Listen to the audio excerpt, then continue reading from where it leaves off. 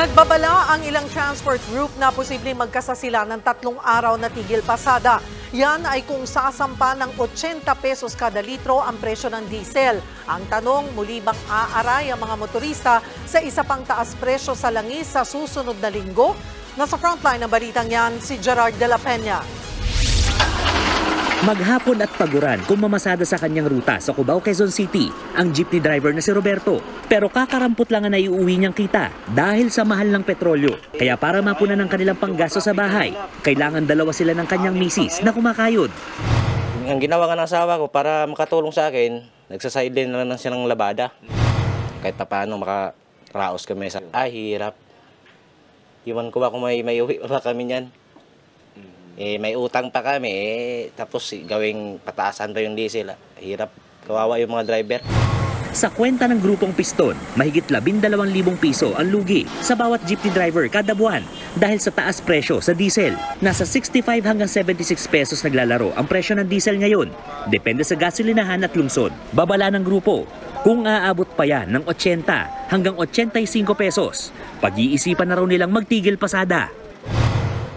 Kataas, kaya tingin natin hindi na mabubuhay yung wala nakikitain yung ating mga driver. At siyempre, yung malaking epekto niyan doon sa mataas na presyo ng mga bilihin. Kaya kung ito ay magtutuloy-tuloy nga ng lingguhan ng mga pagtaas, ay hindi malayo na magkaroon ng protestang bayan. Base sa trading mula Lunes hanggang kahapon, posibleng hindi magbago o di kaya'y bumaba ng bahagya ang presyo ng gasolina. 50 hanggang 75 centavos per liter naman ang posibleng ibaba ng kada litro ng diesel at kerosene. Kasunod yan ng 11 linggo ng sunod-sunod na taas presyo sa petrolyo. Sa susunod na Martes naman, diringgin ng Land Transportation Franchising and Regulatory Board ang petisyon ng transport groups na itaas ng 2 hanggang 5 pesos ang pamasahe sa jeep. Pero ayon sa grupong Piston, kung maaprubahan man, bitin pa rin ang magiging taas pasahe. Ang kailangan ngayon ay alisin na muna ang excise tax sa petrolyo para bumaba ng husto ang presyo.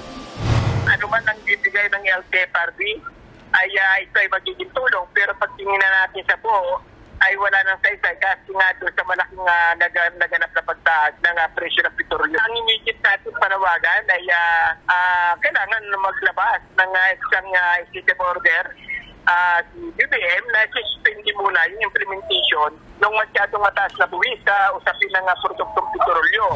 Suportado naman daw ng Department of Transportation ang panawagang ito ng mga tsuper. Gusto natin na hindi mahirapan yung ating mga transport operators, drivers, no? Ako I will support yung kanilang paghingi ng suspension, no? Pipilitin naman ng LTFRB na tapusin agad ang pamimigay ng fuel subsidy sa mga tsuper ngayong exempted na ito sa election spending ban. Nagbabalita mula sa Frontline, Gerard de la Peña, News 5. Mga kapatid, Julius Babaw po. Iba na ang may alam at may pakialam sa panahon ngayon.